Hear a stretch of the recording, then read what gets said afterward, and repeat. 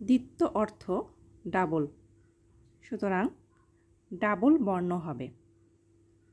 আবার কথার জোর থাকবে, যেমন পাকা থেকে পাক্কা। আমরা যখন পাক্কা বলছি তখন কয়ে যুক্ত থাকবে, অর্থাৎ দ্বিত্ব থাকবে।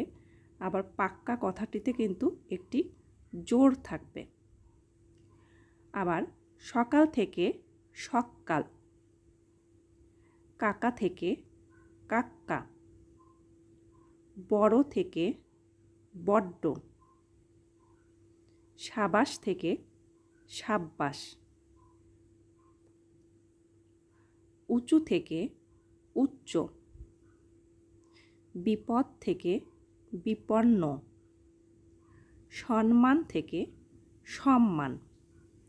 প্রত্যেকটি